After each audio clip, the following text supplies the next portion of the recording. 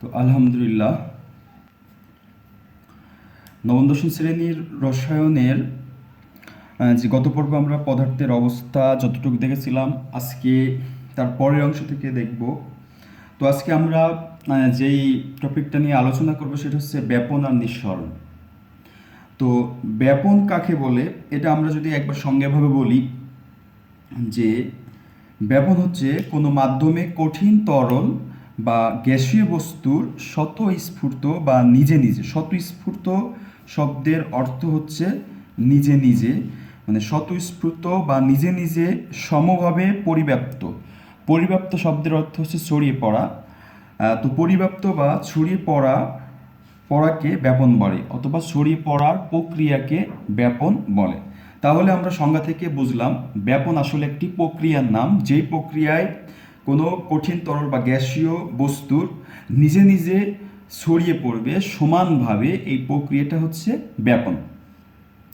তো আমরা ব্যাপনের উদাহরণ দিলে সবচেয়ে সহজ, বুঝতে সহজ হয়।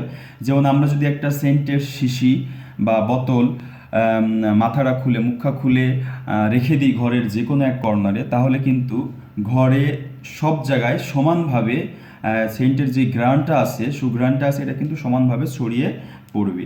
তো এই ছড়িয়ে পড়ার প্রক্রিয়াটাই হচ্ছে ব্যাপন। আর ব্যাপনের ক্ষেত্রে যেটা সবচেয়ে বেশি ইম্পর্টেন্ট সেটা হচ্ছে ব্যাপন হয় অধিক ঘন স্থান থেকে কম ঘন স্থানের দিকে। ব্যাপন হয় অধিক ঘন স্থান থেকে কম ঘন স্থানের দিকে।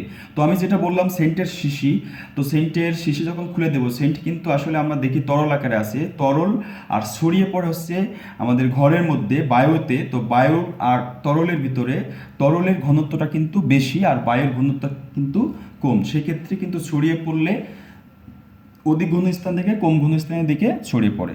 একই রকমভাবে আমরা যদি এক গ্লাস পানির ভিতরে পটাশিয়াম পারম্যাঙ্গানেট অথবা এক চিমটি রং দিয়ে দিই, তাহলে কিন্তু আস্তে আস্তে এক গ্লাস পানি যেটা নিছিলাম সেটা কিন্তু আস্তে আস্তে ওই কালার ধারণ করবে, আস্তে আস্তে সমানভাবে সব দিকে ছড়িয়ে পড়বে। তো আমরা যে রংটা নিছিলাম বা পটাশিয়াম পারম্যাঙ্গানেট নিছিলাম, এটা কঠিন ছিল, এটা ঘনত্ব বেশি, আর পানির ঘনত্ব কঠিনের চেয়ে কম, এই জন্য হচ্ছে অধিক ঘন স্থান থেকে কম ঘন স্থানের দিকে ছড়িয়ে পড়লো। এই প্রক্রিয়াটাকে আমরা বলি ব্যাপন। তো ব্যাপন যে হার, মানে ব্যাপন কি পরিমাণ হবে কতটুকু সময়ে, এটা নির্ভর করে সাধারণত যেই পদার্থের ব্যাপন হার আমরা নির্ণয় করব বা ব্যাখ্যা করব, সেই পদার্থের আণবিক ভরের উপরে ব্যাপন হারটা নির্ভর করে। আণবিক ভরের উপরে ব্যাপন হারটা নির্ভর করে। তো আমি এখানে লিখে রেখেছি, তোমরা দেখতেছো যে প্রথম যেটা লিখছে সেটা হচ্ছে যার আণবিক ভর কম তার ব্যাপন হার বেশি। যার আণবিক ভর কম তার ব্যাপন হার বেশি, আর যার আণবিক ভর বেশি তার ব্যাপন হার কম। এতটুকু মনে রাখলে কিন্তু ব্যাপন হার দিয়ে কোনো গাণিতিক ব্যাখ্যা আসলে কিন্তু আমরা সেটা সমাধান করতে পারবো মনে করি। আর যেহেতু এখানে আণবিক ভরের কথা বলা হয়েছে, তাহলে কোনো যৌগ বা অণুর বা পদার্থের যদি আমরা আণবিক ভর বের করতে চাই, তাহলে কিন্তু আমাদের আণবিক ভর বের করতে শিখতে হবে। বের করাটা কীভাবে, কোন পদ্ধতিতে বের করে। তো আণবিক ভর বের করাটা আমি এখানে শেখাবো। তার আগে আমি এখানে লিখে রেখেছি যে পাঁচটা এখানে যৌগ বা অণুর নাম লিখে রেখেছি: hydrogen, helium, hydrogen, nitrogen, oxygen আর হচ্ছে কার্বন ডাইঅক্সাইড। এই যে পাঁচটা আমি এখানে পদার্থ বা যৌগের নাম লিখে রেখেছি, এটার ভিতরে আমরা কার আণবিক হার, ব্যাপন হারটা বেশি বা কম সেটা আমরা নির্ণয় করব। সেই ক্ষেত্রে কিন্তু আমাদের আণবিক ভরটা নির্ণয় করতে হবে। তো আণবিক ভর নির্ণয় করতে হলে আমরা অবশ্যই ইয়েতে পড়ে এসেছি, বা আমরা দেখব পর্যায় সারণীতে আমাদের যে 118টা মৌলের পরিস্থিতি দেওয়া আছে, 118টা মৌলের কিন্তু আণবিক ভর, পারমাণবিক ভর আর হচ্ছে মৌলের প্রোটন সংখ্যা, এটা সহ আমাদের দেওয়া আছে। পারমাণবিক সংখ্যাটা পারমাণবিক ভরটা আমাদের মনে রাখতে হবে। আর পরবর্তীতে আমি যখন চতুর্থ অধ্যায়, মানে হচ্ছে পর্যায় সারণী, ওখান থেকে পারমাণবিক ভর কিভাবে মুখস্থ রাখতে হয়, শর্টকাট টেকনিক, ওটা আমি শিখাই দিব। তো আজকে যেটা আমি করতেছি সেটা হচ্ছে হিলিয়ামের আণবিক ভর হচ্ছে 4, হাইড্রোজেনের আণবিক ভর হচ্ছে 2, আর এটা 2 কীভাবে হলো, তাহলে আমি একবারে শিখাই দিই আণবিক ভর বের করার পদ্ধতি। তো আণবিক ভর আমরা কিভাবে বের করব, যেমন হাইড্রোজেনের পারমাণবিক ভর হচ্ছে 1, হাইড্রোজেনের পারমাণবিক ভর হচ্ছে 1। তো যেহেতু আমাদের এখানে H2 আছে, তো H2 মানে হাইড্রোজেন আছে 2টা, আমরা 2 দিয়ে গুণ করে দেব, গুণ করলে হবে আমাদের 2। তো হাইড্রোজেনের এখানে যে হাইড্রোজেনটা লিখছি সেখানে পারমাণবিক আণবিক ভর আসলে আমাদের 2। এরপর নাইট্রোজেনের কিন্তু পারমাণবিক ভর হচ্ছে আমাদের জানি 14। তো নাইট্রোজেন আছে 2টা, গুণ করলে আমাদের হবে 28। তো নাইট্রোজেনের আণবিক ভর হলো হচ্ছে 28। একই রকমভাবে আমাদের অক্সিজেন আছে, অক্সিজেনের 16, যেহেতু আমাদের O2 আছে সেক্ষেত্রে আমরা 2 গুণ করব, সেক্ষেত্রে হবে 32। তো অক্সিজেনের আণবিক ভর আসলো 32। এরপর আমরা কার্বন ডাই অক্সাইডটা বের করা শিখবো, যেহেতু এখানে 2টা মৌল আছে, 2টা পরমাণু মিলে একটা এখানে যৌগ গঠন হয়েছে, অনুগঠন হয়েছে, সেই ক্ষেত্রে আমরা এটা কি করব, যে কার্বন ডাই অক্সাইডের আণবিক ভর যেভাবে বের করব, প্রথমে এখানে আমরা দেখব কয়টা মৌল আছে। প্রথম মৌলের যে পারমাণবিক ভর আছে তার পরেরটার সাথে যোগ করলে কিন্তু আমাদের আণবিক ভর বের হয়ে যাবে। তো কার্বনের পারমাণবিক ভর হচ্ছে আমরা জানি 12 প্লাস, কারণ আমরা কার্বন থেকে পরের মৌলে চলে আসছি অক্সিজেনের পারমাণবিক ভর আমরা জানি 16, কিন্তু আছে আমাদের 2টা। তো এখানে আছে 12 যোগ 16 দিয়ে 32 সাথে 12 যোগ করলে আমাদের হয় 44। সেই ক্ষেত্রে কিন্তু কার্বন ডাই অক্সাইডের আণবিক ভর আসলো 44। তো প্রিয় শিক্ষার্থীবৃন্দ, এখানে আমরা কিন্তু আণবিক ভর বের করা শিখলাম। আণবিক ভর আমরা এভাবে বের করব যে প্রত্যেকটা মৌলের পারমাণবিক ভর সাথে যে কয়টা মৌল থাকবে তার সাথে গুণ করে দিলে কিন্তু আমাদের আণবিক ভর বের হয়ে যাবে। তো এখানে আমরা যে 5টা মৌল দেখেছিলাম, এই 5টা মৌলের ভিতরে দেখব কার আণবিক ভর কম, কারণ আমরা পড়ে এসেছি যার আণবিক ভর কম তার ব্যাপনহার বেশি, যার আণবিক ভর বেশি তার ব্যাপনহার কম। সেই ক্ষেত্রে এখানে আমরা যদি ব্যাখ্যা করতে চাই তাহলে সবচেয়ে আণবিক ভর বেশি হবে যেটার হাইড্রোজেন, কারণ হচ্ছে হাইড্রোজেনের ব্যাপনহার সবচেয়ে বেশি হবে, কারণ হচ্ছে হাইড্রোজেনের আণবিক ভরটা কম। এরপরে আছে আমাদের হিলিয়াম, তারপর হচ্ছে নাইট্রোজেন, তারপর অক্সিজেন, তারপর হচ্ছে কার্বন ডাইঅক্সাইড। এটা যদি আমরা সিরিয়ালে এভাবে করতাম তাহলে আণবিক ব্যাপন হারটা বেশি হতো, সবচেয়ে হচ্ছে আমাদের হাইড্রোজেনের সবচেয়ে বেশি, তারপর আসতো হচ্ছে হিলিয়াম, তারপরে হতো আমাদের নাইট্রোজেন, তারপর হতো অক্সিজেন, তারপর হতো কার্বন ডাই অক্সাইড। তার মানে কার্বন ডাই অক্সাইডের আণবিক ব্যাপন হারটা সবচেয়ে কম, এই কারণেই আণবিক ভরটা বেশি। তো প্রিয় শিক্ষার্থীবৃন্দ, আশা করি তোমরা বুঝতে পেরেছো যে আমরা আণবিক ভর দিয়ে কিভাবে ব্যাপন হারটা ব্যাখ্যা করব। তো এটা সাধারণত খ নম্বর আর গ নম্বর প্রশ্নের ক্ষেত্রে আসে। কিছু কিছু মৌলে যেমন এরকম দেওয়া থাকতে পারে যে NH3OHCl এর ব্যাপনহার ব্যাখ্যা করো, কার ব্যাপনহার কম বা বেশি। তো এটা আমরা একটু পরে দেখব। তো আমরা এখন চলে যাব সবচেয়ে ইম্পর্টেন্ট একটা প্রশ্ন, যেটা বোর্ড বইতেও আছে, আবার অনেকবার পরীক্ষাও এসেছে। যে তোমরা এখানে একটা চিত্র দেখতে পাচ্ছ, এটা একটা কাঁচনল। এই কাঁচনলের এক প্রান্তে আমরা HCl দিয়ে ভেজানো তুলা রেখেছি, আর এক পাশে হচ্ছে অ্যামোনিয়াম হাইড্রোক্সাইড ভেজানো তুলা রেখেছি। তো যেহেতু এটা ভেজানো তোলা, এখান থেকে HCl এর কিছু অংশ এই পাইপ দিয়ে এদিকে যাওয়ার চেষ্টা করবে, আর এদিকে হচ্ছে সোডিয়াম হাইড্রোক্সাইডের কিছু অংশ এই পাইপ এর পাশ থেকে বাতাসের মাধ্যমে আসার চেষ্টা করবে। যখন আসছে এখানে এসে দুইটা মিলিত হয়ে এখানে অ্যামোনিয়াম ক্লোরাইডের সাদা ধোঁয়া তৈরি করেছে। তো এরকম একটা উদ্দীপক থাকে, এই উদ্দীপক থেকে আমাদের প্রশ্ন ব্যাখ্যা করতে বলে যে সাদা ধোঁয়া এ প্রান্ত, এটা হচ্ছে এ প্রান্ত, এটা হচ্ছে বি প্রান্ত, তো এ প্রান্তের কাছাকাছি উৎপন্ন হওয়ার কারণ ব্যাখ্যা করো। এই সাদা ধোঁয়া অ্যামোনিয়াম ক্লোরাইডটা কিন্তু এখানেও হইতে পারতো, এখানেও হইতে পারতো, এখানেও হইতে পারতো, না হয়ে এ প্রান্তের কাছাকাছি আসছে কেন, এটা আমাদের ব্যাখ্যা করতে বলে। তো এটা আমরা দুইভাবে ব্যাখ্যা করা শিখবো আজকে। তো গতানুগতিক যে পদ্ধতি সেটা হচ্ছে সূত্র দিয়ে আমরা শিখব। তো গ্রাম নাম একজন রসায়নবিদ আছে, তিনি একটা আণবিক ব্যাপন হারের একটা সূত্র প্রদান করছে বাষ্প ঘনত্ব দিয়ে। তো ব্যাপন হারের সূত্র যে প্রদান করছে সেই সূত্রটা এমন যে নির্দিষ্ট চাপ ও তাপমাত্রায়, মানে যেখানে আমরা ব্যাপন হারটা নির্ণয় করব সেখানে চাপ এবং তাপমাত্রা নির্দিষ্ট হতে হবে, কম বেশি হলে হবে না। তো নির্দিষ্ট চাপ ও তাপমাত্রায় গ্যাসের ব্যাপন হার তার ঘনত্বের বর্গমূলের ব্যস্তানুপাতিক। ঘনত্বের বর্গমূলের ব্যস্তানুপাতিক। গ্রাহামের সূত্রটা হচ্ছে নির্দিষ্ট চাপ ও তাপমাত্রায় কোনো গ্যাসের ব্যাপন হার তার ঘনত্বের বর্গমূলের ব্যস্তানুপাতিক। তাহলে আমরা এখানে যেহেতু ঘনত্ব আর হচ্ছে ব্যাপন হার এই দুটা নিয়ে আমাদের গাণিতিক সমস্যা, সেই ক্ষেত্রে আমরা গ্যাসের বাষ্প ঘনত্ব যে ঘনত্বটা আছে সেটা আমরা ধরে নিয়েছি ডি, আর হচ্ছে ডেনসিটি ঘনত্ব, আর হচ্ছে ব্যাপন হার আর, এখানে আমরা ছোট হাতের আর ধরে নিয়েছি। সেই ক্ষেত্রে আমাদের কিন্তু গ্রাহামের সূত্র অনুসারে আর ইজ প্রপোর্শনাল 1/√ডি হয়, কারণ আমাদের বলেছিল ডি মানে বাষ্প ঘনত্বের বর্গমূলের মানে রুটের ব্যস্তানুপাতিক মানে ভাগ আকারে। তো এখন আমরা এই সমানুপাতিক উঠে দিয়ে একটা ধ্রুবক নিয়ে আসলাম কে। এই কেটা এখানে হচ্ছে একটি ধ্রুবক, এখানে আমি লিখে রেখেছি কে একটি ধ্রুবক। তো আমাদের মেইন যে সূত্র আসলো আর সমান হচ্ছে কে 1/√ডি। তো এখন আমরা যেহেতু আমাদের এখানে দুইটা সমস্যা ছিল, একটা হচ্ছে HCl আর একটা হচ্ছে কিন্তু অ্যামোনিয়াম হাইড্রোক্সাইড, সেই ক্ষেত্রে এই দুটা গ্যাসের ক্ষেত্রে আমরা তুলনা করব কার ব্যাপন হারটা বেশি। যার ব্যাপন হার বেশি হবে সে কিন্তু একটু দ্রুত ছড়াই পড়বে, আমরা এটা নির্ণয় করব। তো এখানে আমি লিখেছি যদি উদ্দীপকের অ্যামোনিয়া গ্যাসের ব্যাপন হার R1 ধরি, যেহেতু এটা প্রথম ছিল, আর HCl গ্যাসের ব্যাপন হার এটা আমরা R2 ধরি।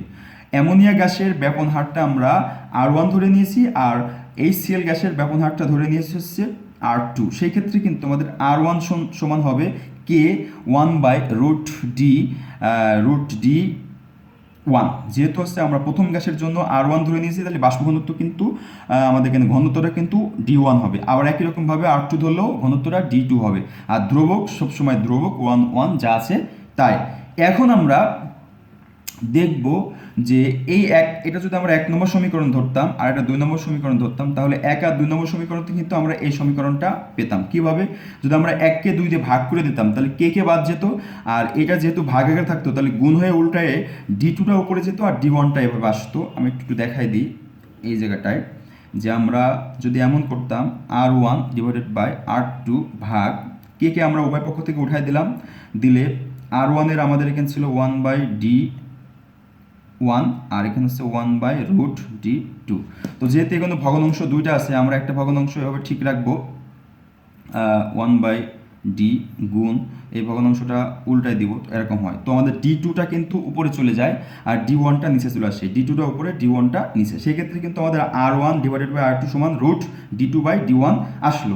এখন আমরা দেখব NH3 এই গ্যাসের আণবিক ভরটা আমরা বের করে দেখব, কারণ আমরা যেহেতু বাষ্প ঘনত্ব বের করব, আণবিক ভরের সাথে বাষ্প ঘনত্বের একটা অনুসিদ্ধান্ত আছে, সম্পর্ক আছে, যেটা হচ্ছে যে কোনো গ্যাসের আণবিক ভর তার বাষ্প ঘনত্বের দ্বিগুণ। যে কোনো গ্যাসের আণবিক ভর তার বাষ্প ঘনত্বের দ্বিগুণ। বিষয়টা হচ্ছে এমন, আমি একটু বলে দিই যে গ্যাসের আণবিক ভর সমান হচ্ছে বাষ্প ঘনত্ব ইন্টু 2 মানে দ্বিগুণ। সেই ক্ষেত্রে কিন্তু বাষ্প ঘনত্ব যদি এখানে আমরা বের করতে চাই ঘনত্ব যেটা 2 কিন্তু এ পাশে এসে ভাগ হয়ে যাবে, তার মানে বাষ্প ঘনত্ব সমান হবে আণবিক ভর /2। এটাও কিন্তু একটা অনুসিদ্ধান্ত, এটা মনে রাখতে হবে। সেই ক্ষেত্রে আমরা এখানে NH3 এর আণবিক ভর বের করে দেখলাম, আমাদের আণবিক ভর হয়েছে 17 আর HCl এর আণবিক ভর হচ্ছে 36.5 অপেক্ষা কম। তার মানে HCl এর আণবিক ভরটা 36.5 আর হচ্ছে NH3 এর আণবিক ভরটা হচ্ছে 17, সেই ক্ষেত্রে হচ্ছে 17 থেকে কিন্তু 36.5টা বেশি, এই জন্য হচ্ছে HCl এর থেকে NH3 এর আণবিক ভরটা কম। এখন এই আণবিক ভর দিয়ে যদি আমরা বাষ্প ঘনত্ব বের করতে চাই তাহলে আমাদের কিন্তু এমন হয়, যে আমি এখানে লিখে রেখেছি বাষ্প ঘনত্ব যদি বের করতে চাই, অর্থাৎ NH3 এর বাষ্প ঘনত্ব আমরা বলেছিলাম বাষ্প ঘনত্ব মানে আণবিক ভর /2। তো 17কে 2 দিয়ে ভাগ করলে 8.5 হয়, আর 36.5কে যদি আমরা 2 দিয়ে ভাগ করি তাহলে 18.225 হয়, সেটাও কিন্তু বেশি। এখন যদি এই আণবিক ভরটা আমরা এই বাষ্প ঘনত্বটা যদি বসায় দিতাম, এই সেলের বাষ্প ঘনত্ব যেটা আমরা সূত্র পড়েছিলাম এরকম, যে R1/R2 সমান হচ্ছে √D2 আর √ হচ্ছে D1। তো আমরা D2 মানে হচ্ছে HCl এর বাষ্প ঘনত্ব বসাই দিব, আর হচ্ছে D1 মানে হচ্ছে NH3 NH4 এর গ্যাসের বাষ্প ঘনত্ব, NH3 গ্যাসের বাষ্প ঘনত্ব, সেটা আমরা এখানে বসাই দেব। তো এখন আমরা যদি এখানে বসায় দিই, এটার মান আমরা 18.25 পেয়েছি, আর এটার মান 8.5 পেয়েছি। এখন ভাগ করার পরে কিন্তু আমাদের থাকছে 1.5। তো R1/R2 সমান আমাদের 1.5 হলো। এখন এর নিচে মনে মনে কিন্তু 1 আছে, এর সাথে যদি এটা আমরা R গুণন করি, তো R1 এর সাথে 1 গুণ করলে R1 হবে, আর R2 এর সাথে 1.5 গুণ করলে 1.5 R2 হবে। সেই ক্ষেত্রে R1 যা হবে, R2 তার 1.5 গুণ কিন্তু বেশি হবে। সেক্ষেত্রে আমরা এখানে লিখেছি NH3 গ্যাসের ব্যাপন হার 1.5 ইন্টু HCl গ্যাসের ব্যাপন হার। তার মানে NH3 গ্যাসের ব্যাপন হার HCl গ্যাসের ব্যাপন হার অপেক্ষা বেশি, তাই উৎপন্ন সাদা ধোঁয়া এই প্রান্তের কাছাকাছি হয়েছে। তার মানে আমরা যে কাঁচ নলটা দেখেছিলাম, সেই কাঁচ নলের এই প্রান্তে কিন্তু আমাদের NH4 ছিল, তো NH3টা কিন্তু এদিকে খুব দ্রুত চলে আসছে, আসার কারণেই কিন্তু এখানে এসে সেই সাদা ধোঁয়াটা তৈরি হয়েছে, যার কারণে আমরা এই পদ্ধতি ব্যাখ্যা করতে পারলাম যে এর ব্যাপন হারটা বেশি হওয়ার বিধায় সেটা বেশি মানে খুব দ্রুত ছড়াই পড়ছে, যার কারণে এই পাশে এসে আমাদের সাদা ধোঁয়াটা তৈরি হয়েছে। তো আশা করি প্রশ্নটা বুঝতে পেরেছো। প্রশ্নটা ভেরি ভেরি ইম্পর্টেন্ট, বোর্ড পরীক্ষায় খুব আসার সম্ভাবনা থাকে প্রশ্নটা। এরপর আমরা এই প্রশ্নটাই দেখব, এই গাণিতিক এই সূত্রের মাধ্যমে যারা করতে পারবো না, মনে রাখতে পারবো না, তাদের জন্য বলতেছি যে যেহেতু আমাদের আণবিক ভরের সাথে ব্যাপন হারের সম্পর্ক, সেই ক্ষেত্রে কিন্তু আমরা এখানে দুটা গ্যাসের আণবিক ভর আমরা ব্যাখ্যা করব। দুটা গ্যাস আমাদের এখানে ছিল হচ্ছে এরকম, কাঁচনল ছিল, কাঁচনল এই পাশে ছিল কিন্তু NH4OH ছিল, আর এখানে ছিল কিন্তু আমাদের হচ্ছে HCl। তো আমরা যদি দেখি এ প্রান্তে আর বি প্রান্তে, এটা আমি শর্টকাট বোঝাচ্ছি, তোমরা একটু বুঝে নিবা। তো এ প্রান্তে আছে HCl, তো আমরা দেখব HCl এর আণবিক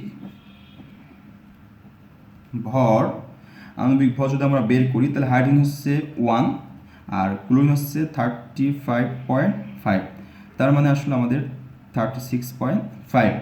এরপরে আমরা এই NH4OH এর আণবিক ভর বের করি, NH4OH এর আণবিক ভর, তো নাইট্রোজেন হচ্ছে আমরা জানি 14 যোগ হাইড্রোজেন 1, তার সাথে আছে 4টা যোগ অক্সিজেন হচ্ছে 16, হাইড্রোজেন হচ্ছে 1। তো আমরা এখানে যদি 14 যোগ 4 একে 4 আর এখানে 17, তো আমাদের থাকলো 8 আর 7 15 5 হাত থেকে 1 2 আর 3